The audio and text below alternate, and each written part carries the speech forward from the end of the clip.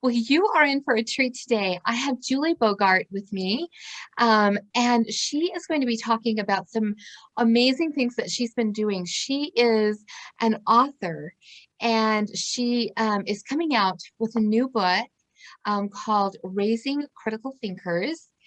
And is that right? Did I get the title right, That's Julie? exactly right. Yeah, that's exactly it. I'm excited about that because I think that's so important, raising critical thinkers. And Julie is known for her common sense parenting and her educational advice. She's a coach, and she helps parents know how to teach their kids, how to write and how to get excited about that. And she's an author of The Brave Learner, Mhm. which is a beloved book. She has it's just brought a lot of joy and freedom to just a lot of home educators. And she also has an online coaching community called the Brave Learner Home. Right. Um, she's got the Brave Writer podcast, and she's on Instagram, and she's just been helping thousands of weary parents all over the world. So um, I'm just really excited to have her here Oh, today. Yeah, so welcome. Thank you for being here, Julie. oh, I am so glad to be here. Truly, thank you for having me. It's an honor. Now, you homeschooled for 17 years and you have 5 children. Correct. Yes. So I did homeschool them all from the time they were babies. And then when they got to the high school age, they did varying amounts of public school. My oldest son tried it, hated it, and came back home.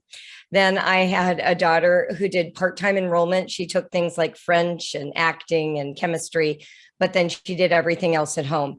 And then my younger three, one of them did 3 years, one did 2.5 years, and one did 4 years of high school. So we had a variety of experiences and all very good, all tailored to the individual student.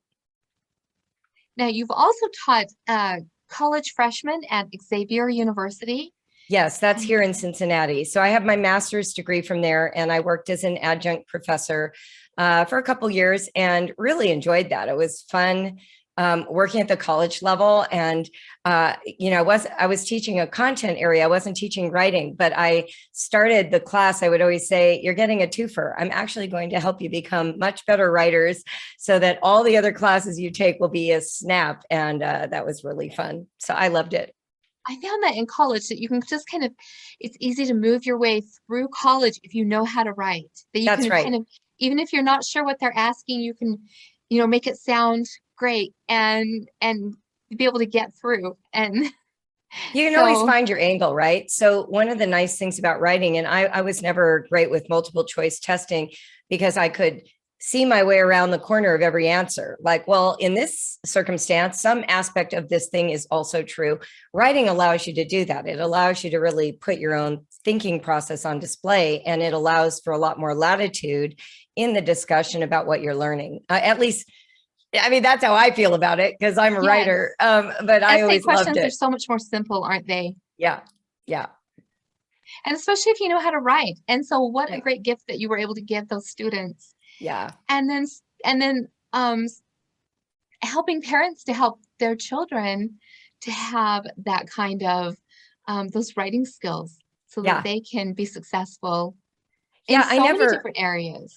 correct. I never set out originally, when I was a young adult, I never thought, oh, I want to teach parents how to teach writing. I was actually just working as a freelance writer. I worked in magazines and in editing and ghostwriting and that kind of thing. And I had a friend who asked me, Julie, you seem to know about writing. What are you using with your homeschooled kids? And I said, well, nothing, because I have a sense of how It's to just teach them. natural. Right. And she said, well, my kids hate writing. And I said, well, why don't you show me what curriculum you're using? So she brought this big notebook to me and I opened it up and I read the introductory paragraph. It was a sample paragraph for what a child was supposed to write. And I read the paragraph and I looked at her and I said, what did you think about this sample paragraph? And she looked at me and she goes, what do you mean? I said, well, did you like it? At the end of it, did you think, gosh, I wish there were a second paragraph? She goes, no, I don't even remember what it said. And I just took the book and I closed it. And I said to her, why would you teach writing with a book whose example paragraph was so boring you don't even remember it? Like, is Right? that the kind of writing you want your kids to do? And she's like, no. And I said, all right, let's talk. So I started sharing with her like practices I did with my own kids. And then she said, well, what if I got a group of parents together and we did this as like a weekly class? And I said, sure. So it started out as like 15 adults in a Sunday school kind of setup, but we were just talking about writing.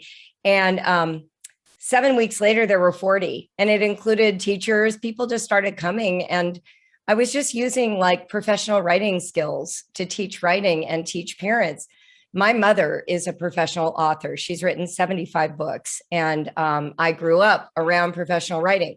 So I just had a very different understanding of what it meant to be a writer than school teaches. And so for me, I found success early. And so it was easy to understand the journey that my kids should go on. And so the next thing you know, I've got Brave Writer. I'm like helping parents. It was great. That's fantastic. Yes, I think when kids can figure out when they know why they actually would want to write, what is the purpose in all of this, it makes a huge difference. And you saw Yes. your mother Yes. and why she actually, was writing and how it was benefiting her and other people. Yeah. And she was so great with me. She was this kind of writing support person. When I would write, she would enthuse. She wasn't over there telling me I misspelled a word or my handwriting was awful. She was saying things like, oh, this is such a great story. Have you thought about opening it with a dialogue? Like, no. Yes. Oh, well, let's role play. Let's pretend that you're the main character and I'm the other character.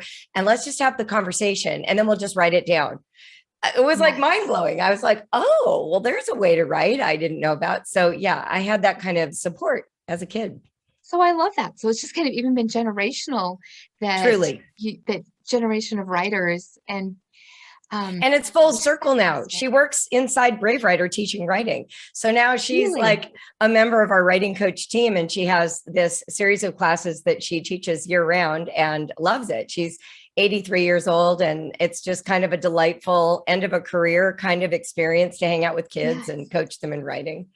That is fantastic. Yeah, Um, and who better than people who love to write and who are exactly. so good at bringing enthusiasm to inspiring the students. Um, Exactly. and so tell me about Brave Writer. What is that all about?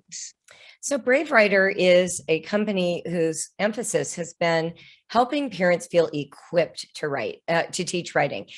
So, whereas there's a lot of curricula that tell kids what to write a report, write a poem, write a haiku, write an essay. There is nothing that is telling parents what to do when their child gives them what I call the blank page, blank stare syndrome. Hand your child a blank page, they hand back a blank stare. Like, what do you do with Yes. that child, right? And so, Right. what most parents would do, because they don't know much about the writing process, is they start negotiating with their child. You're going to have to sit at the table until you write 3 sentences. And then the child's like, can it just be one? And the parent's like, it has to be three. And then the child's like, I can only do two. And they And then the parent's like, all right, I'll don't write the want third to. one for you. And then the child says something like, I love roller coasters. And then the parent says, that is such a lame sentence. Can't you? We went on the biggest one. Why are you just saying I love, and it turns into this like hostage negotiation where the parent is not going to let that child go until something that resembles a paragraph shows up. Well, that is not writing. What that is complying. Writing is the expression of a person, and it gets transcribed and preserved. It doesn't matter who does the transcribing. In fact, for centuries, most people did not know how to read and write. And those that wanted to convey their ideas hired transcriptionists to write those words for them. So So great as we, writers were able to that's get their words out there. that's exactly Ah, right. And even today, it's different today because of phones and computers. But my own father, who's 85, he's been an attorney for 60 years. He only learned how to type 10 years ago. Why? Because he used a dictaphone his entire career. He dictated the depositions and all of his letters, and he had a secretary who typed them. Winston Churchill, every speech he wrote, he had a secretary following him around, typing while he spoke. So there has been a tradition for years that the mechanics of writing and the original thoughts of the writer were not necessarily performed by the same person. It has been through these years of, school education, and now with technology where we all have personal computers, where it's become essential that the person doing the writing can also do the mechanics. But it isn't the best way to begin. The best way to begin is to get the writer in touch with having something to say, not knowing how to spell it. So what we do in Brave Writer is we often recommend that for your blocked writer, or your teen who won't write, your young child who can't physically write yet, catch them in the act of self-expression. When they're talking to you spontaneously about something they love or care about, stop what you're doing, grab, a scratch sheet of paper and a pen, and just start jotting down their words while they're talking. Now, most of the time they're going to say to you, Mom or Dad, what are you doing? And your answer at that moment is, this is so good, I don't want to forget it, so I'm jotting it down. And then answer. Yes, and then keep writing while they're talking. And when they finish, put the sheet of paper away until dinner. And then that night at dinner, I want you to pull it back out and say, Johnny was telling me about how our dog Rocky was chasing the squirrel in the backyard, and I knew I was going to forget it. So I wrote it down, and I just want to read it to everybody because it's so funny. Read it to the family, and then save that writing in the library basket and read it again the next time you read aloud to your kids. If it's a teen, wait until you're in an argument. Wait until they are contending for more computer time, or they're disagreeing with you about some issue, right? Like when they should get their driver's license or if they should go on a date. Start jotting down that argument. And then this is later, how you feel about, okay. Yeah, 2 days later, come back and say, you know what? I want to read you your arguments again and talk about what I think about them. Start valuing the inner voice and get some of it in writing, and you will start to show your kids that what you want on the paper or the screen is already living inside of them. That is an awesome idea. That sounds so fun. The kids love it, especially so teens, sometimes they'll be like, quit writing, so then you just stop, you listen, and you jot it down after they walk away. But what you're doing, especially with the young child, is that they suddenly discover that writing is about the interested audience and preserving their brilliance. It's not about spelling correctly or good handwriting or the fact that they answered the question in a way that you approve. It's actually about tapping into something that they want to express.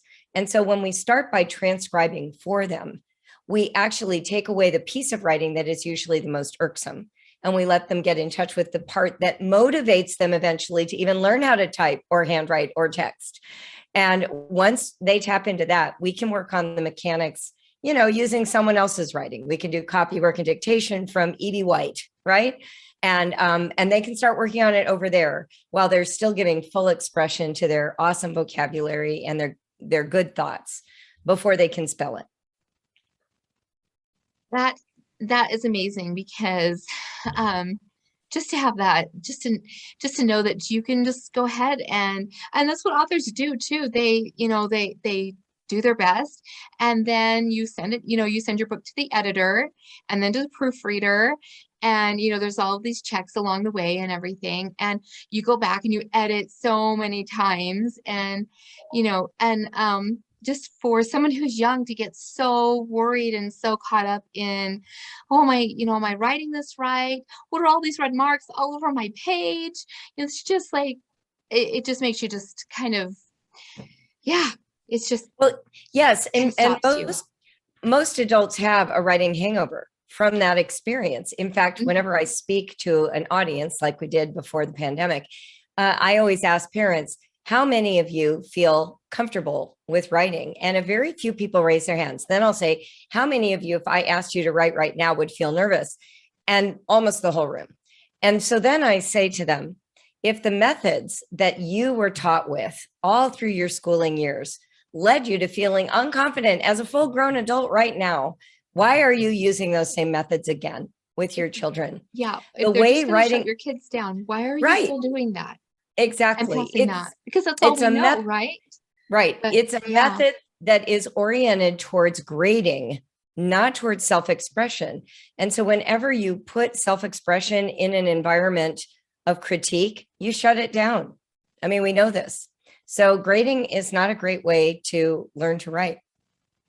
And yay, it kind of frees you up a bit that you don't have to go and correct all No. these papers. And yeah, and all these poor teachers who are just having to do all this correction at night, and when they could be rejuvenating themselves and preparing themselves for the next day to inspire their students again.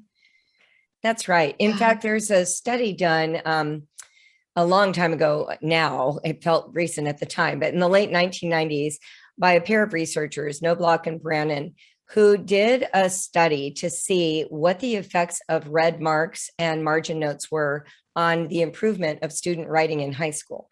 So they took like this huge number of student papers and then all the feedback that teachers gave on a paper. And then they looked at the next paper to see what level of improvement the students had made based on the comments from the teacher from the previous paper.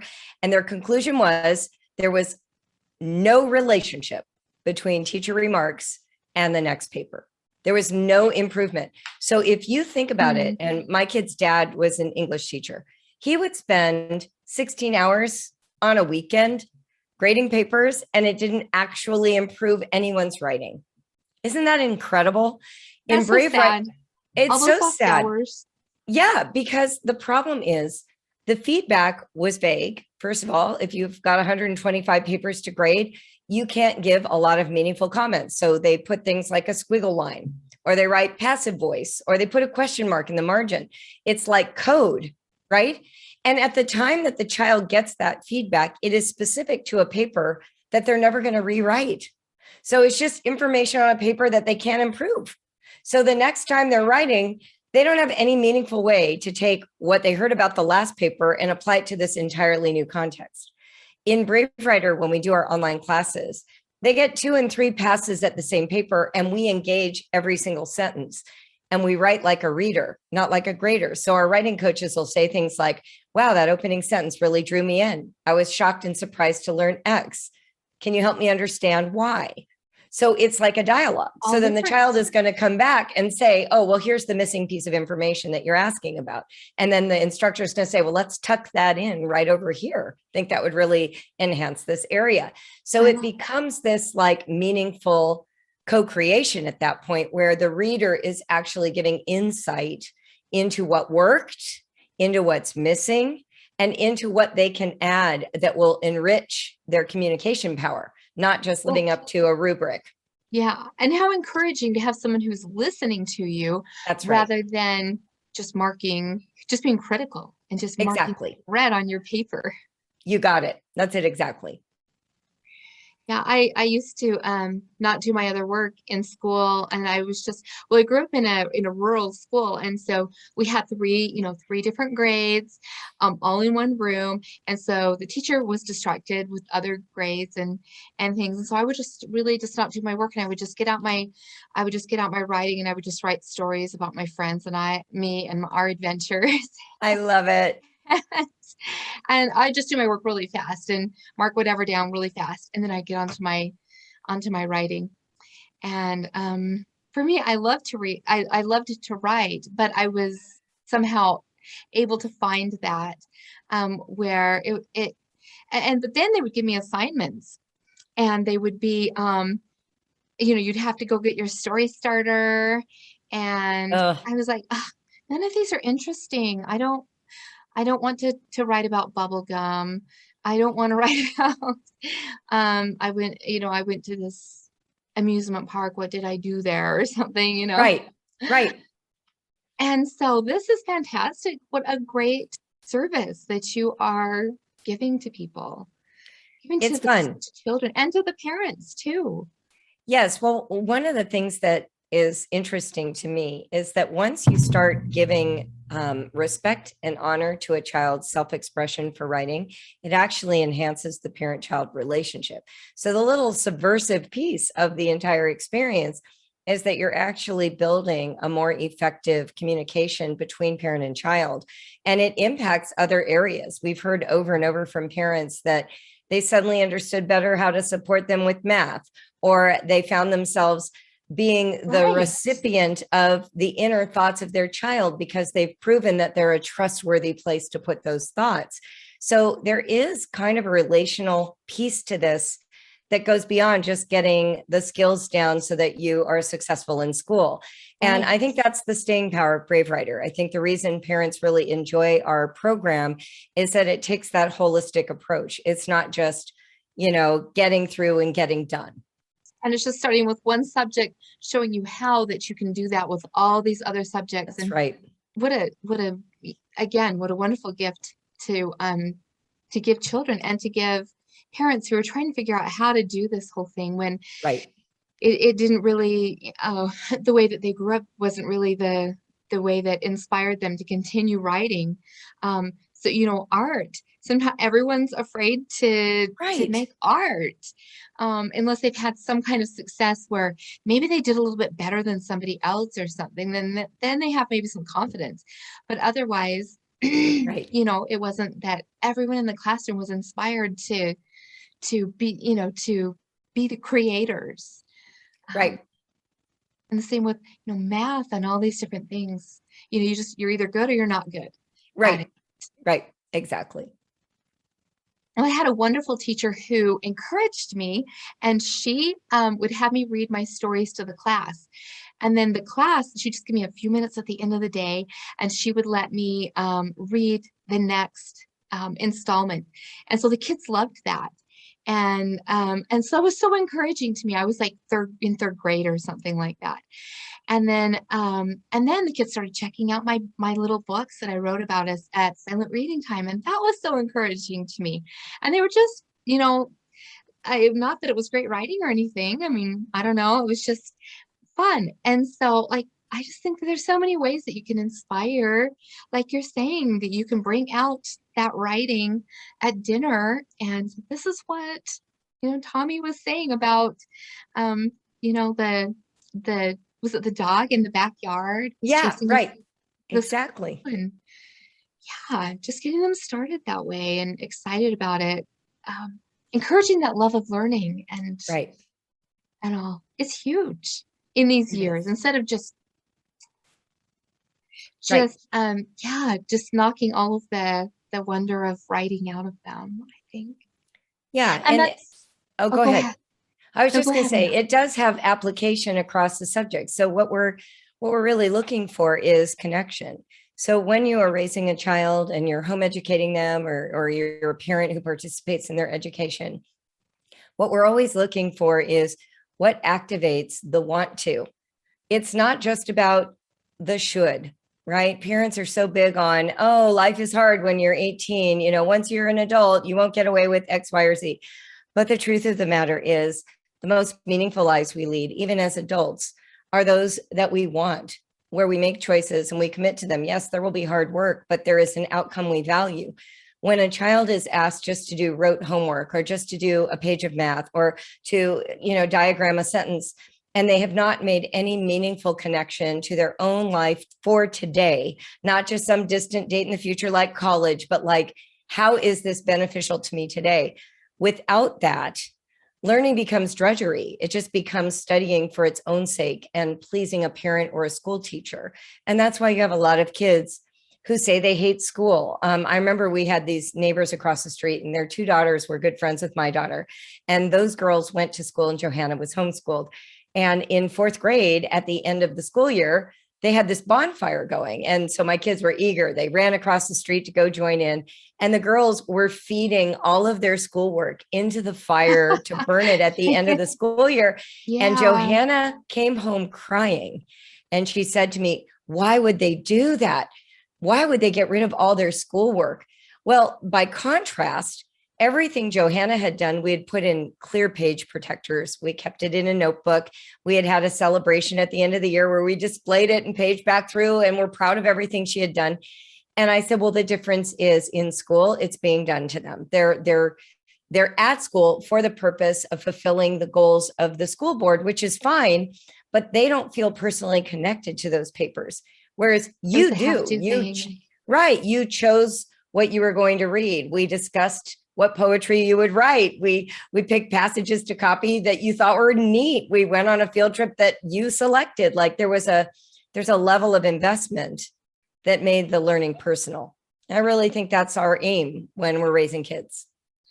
Yes, and I think the whole other way of doing it is kind of we've been socialized um, in fear ourselves that we've got to get that assignment in, or we could that could bring our grade down if we don't do that, and so we're not learning for the joy of learning that's going to take us beyond the class, and we're always going to want to know about dolphins rather than having to memorize, this is where the heart is, and this, like if you're not even excited about it. No, and interestingly, one of the principles in my book, The Brave Learner, that I talk about is this idea that everything can teach anything and anything can teach everything. So let's just take your example of dolphins for a minute and a parent who's trying to teach like the biology of the human body. If a child loves dolphins, couldn't you just start with the dolphin's body? Where's the heart in the dolphin? And where is that compared to where the heart is in the human? What is the circulatory system like for a dolphin? What is it like for a human? What does a dolphin eat and how did they digest it? What does a human eat? How do they, different. right? Like suddenly you're in this compare and contrast of things that they value. You're introducing them to things they don't know to value yet, but they are coming through the door of the thing they actually already value. And it turns out to be true for everything. It's true as much for video games. It's as true for a board game. There are designers, there's mathematics involved, there is literature involved, there is storytelling involved, there is philosophy involved. Like every aspect, every school subject is found in anything that we look at. Whether it's the door behind me, there's engineering, design, there's building, there's raw materials, there's pricing, there's math, there's science, there's all of it in there if you have the patience to sort of dig that out and draw those connections with your child. I love that. And one of the things that you do that I'm fascinated with is the poetry, the tea time poetry. Tell us about that. Yeah. So when my kids were little, I was a part of an email list back in the dark ages of the internet. So late 1990s.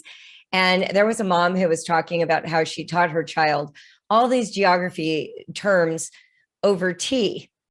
And I read that and I thought, tea, oh my gosh, I drink tea every day. I was hooked on British tea because I had a British midwife with my first baby. And she used to always give me British tea when I went on my neonatal visits. It was amazing. So I got hooked on tea. Yeah. So I got hooked on tea and we had like my mother's china. And I thought, my kids would love tea. So one day I didn't want to do all 5 kids. I wasn't quite ready for the toddlers and the teacups. So I sent 3 of the kids. I think at that time I had 4 kids. I sent 3 of the kids to our neighbors and I kept Johanna, my daughter, home. And we made a tea time. We set the table. We made a flower arrangement. We lit candles. I bought her own lemon yogurt, which is the thing she remembers because as a child and 5 kids, they never got their own anything. So, she had her own little lemon yogurt.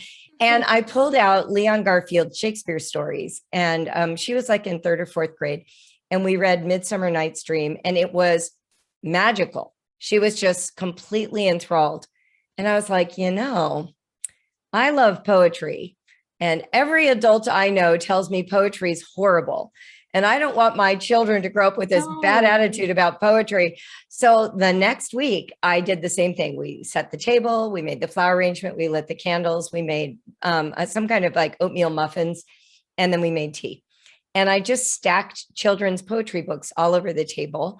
And I invited the readers to read, and then those who couldn't read to just pick a poem for me to read. And we sat at that table for like 30 minutes, just reading poems and eating snacks and drinking tea. And they loved it. So the next thing you know, we did it. There was one point where we were doing it almost every day, but mostly we did it like once a week. And to this day, my kids are all adults now. One of my kids was a RA, a resident assistant at Ohio State on a boys' dorm floor. He did poetry tea time in college. My 2 daughters were part of literary online magazines writing poetry. When they come home, we still do tea times. Like this is a deep part of their family culture and identity now. So we actually have an Instagram account called Poetry Tea Time and a website called poetryteatime.com. There's a quick start guide there. So if this is something you think sounds enticing, but you're intimidated, just download that for free. And it just gives you confidence and some books to check out from the library. And yeah, and you can do poetry. You can do tea time with math if you prefer. Like, pick the subject that's irksome and pair it with a little bit of a party atmosphere and see what happens. I love that. I love that.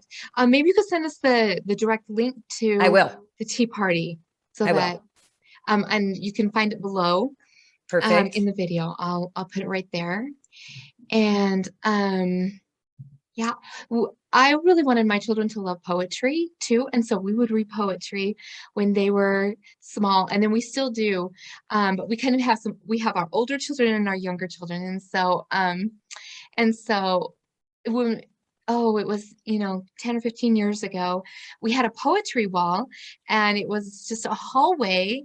Well, it was on two sides. It was a hallway, and I just had poems up there, like Custard the Love it. Dragon, or I had just different ones by famous, wonderful authors, and it was so much fun. We would just I love that. we knew that poetry was wonderful and it was fun. So I a love lot of that. different I love ways. the idea of a poetry wall.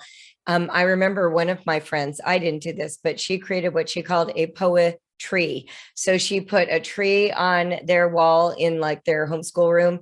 And then the kids, anytime they read a poem, they'd put it on a leaf and they would stick the leaf on the tree. And so it grew all the poems her kids had read over the year. Yeah, that kind of stuff is really valuable to some personalities, right? In my family, the whole thing of eating food, Yeah, if it's got fire, if we've got fire like a candle and food on a plate, they're going to come. So anything I had a hard time introducing, we just paired it with candles and high risk flame and glue guns and food. I think that's why family dinners are such a big thing, because there's food, and That's then right. you get everyone there, and then you can have conversations, and Exactly. You got it. food can bring them. You Together. make dinner and they will come. That's right. I love that. Well, you are also, so tell me about your book that you have coming out. Oh, thank you. Yeah. So I have a new book called Raising Critical Thinkers. This is the cover, and it is published with Tarcher Perigee, which is an imprint of Penguin Random House. I'm very proud of that. Raising Critical Thinkers, the subtitle is A Parent's Guide to Growing Wise Kids in the Digital Age. Really, I was motivated by just this moment that we find ourselves in, where our kids are basically turned loose on the World Wide Web, playing video games, doing internet searches to write research papers. The flood of media through all the streaming services, social media apps like TikTok and Snapchat and Instagram. There is such a massive amount of information coming at them, and they are being called. That's right. And they are being coming in at them. Absolutely. But there's also misinformation, disinformation. That's what I mean. Misinformation, education. Right. Not things we want for them. No, and it's difficult to make those judgment calls. What information is reliable? What information is spurious? Exactly. How do they bring their own morals, ethics, and values to what they're learning?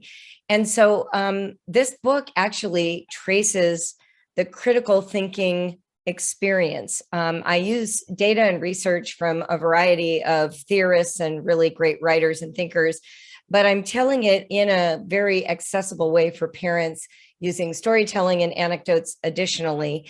And then they're a very interesting book, because you know how to write. Thank you. Interesting ways. Well, thank you for saying that, because when I first told two of the very key people in my life I was writing a book on critical thinking, their first comment was, well, not every book can be as interesting as The Brave Learner. And I just started laughing and I said, I am not writing a dull book about thinking. Trust me, this book will be interesting. This is a book by Julie Bogart. And it's going to be good. I hope so. But I really enjoyed writing it, and I learned a lot. And I include throughout it activities for kids between the ages of 5 and 18 the whole way through. Every single chapter has things to do, questions to ask, thoughts to consider, tools to use for certain aspects of education in your children's lives. And it isn't, a lot of people ask me, is it a political book? I'm sure politics are unavoidable on some level, but it is not a political screed. It is not me writing a manifesto of my beliefs. In fact, it's the opposite of that. This is an unmasking of the way any of us forms a worldview or a set of opinions. And I use grammar, poetry, mathematics, science to get at critical thinking. Now, I'm not just talking about, well, which news media do we listen to? That's not what this book is.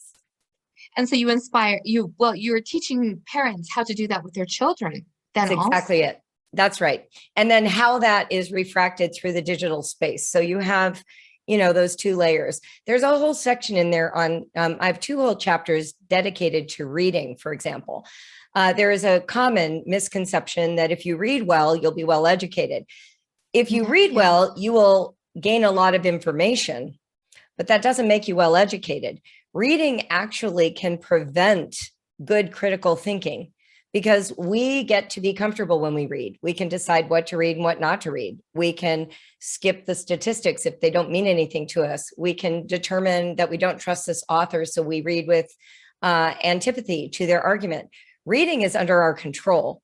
What actually enables what we learn through reading to become well understood inside of ourselves are experiences that involve more of the body and encounters with human beings who are encounters with human beings or experiences that overwhelm us. So actually being overwhelmed is helpful for critical thinking. And then reading comes along and it helps you interpret your overwhelm. So there's a mixture of features that create the well-educated person. And we tend to focus majorly on reading because of the nature of how school is organized. So I kind of debunk that and I give some strategies for how to recapture the value of reading and then how to introduce these other aspects of learning. That sounds fantastic. I think that that's something that is very, very needed in our society today, because there's so many different ideas coming in, Totally. and you really need to be able to have those critical thinking skills. What more important subject actually, is there? I mean, that is really a very, very important one to Yep. have for our Agreed. children. Yes. Right. Agreed. So I am excited to have your book come out. And this is, how many books have you written? And what are your other books? Yeah, so I've written 2 books with Penguin Random House. So that's The Brave Learner. And then this one comes out on February 1st. It's in pre-order right now. You can go to raisingcriticalthinkers.com and there are pre-order bonuses. So if you like doing all that stuff, feel free to. But those are the two that I have. Yes, those I have that are through traditional publishing. And then Brave Writer, of course, we've written and I've written the curricula for that. That is published through Brave Writer. And then I have 3 books called A Gracious Space, Fall, Winter, and Spring. And these are non-sectarian daily readings that encourage parents and educators in the daily task of being a home educator or homeschooling parent. We do have parents who don't homeschool who read them, but there's a definite homeschool slant to them. They are like an essay a day, 50 essays in each one. And then there's like a little, what we call sustaining thought, like reduced to the idea that was communicated in that essay to take with you through the day. And a lot of people enjoy those books as a way to kick off their each homeschooling day. That can be a real, just really an uplifting thing to be able to have something that you can read every day and just to keep you going and a new idea. And a lot of times it just seems like you read exactly what you need to read for that day. Oh, that's great. What you're going to Yeah. need. Yeah. So, well, I just so appreciate you coming on and talking to our group and sharing the things that you are doing. They're just fantastic. And I think that there's just such a need for this amongst, homeschool families and beyond. so many more are homeschooling. That's right. Because they're seeing the real need for it. That's actually true. And, there are a lot of parents who don't homeschool or homeschool just during the COVID period. but who suddenly discovered the value of parent participation in education. And that's what we really like to emphasize in Brave Writer. You don't have to be a homeschooler or a full-time homeschooler to use our materials or to benefit from my writing.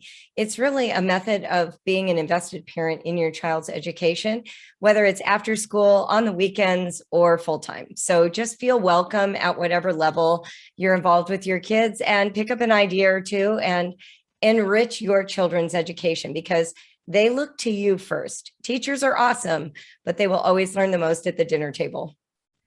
So true. So true. And I really just love how you said just the enriching, and and I think that that is just that's where it's at, is just being able to enrich what our children are taking in and That's be right. able to enrich their educations and their lives that way. So thank you for being such a wonderful example to us also of how that's possible. Oh, well, I thank you. I loved being here. Thanks for inviting me. Yes, thank you so much for joining us. I really appreciate you taking the time to be with us today. So thank you so much, Julie.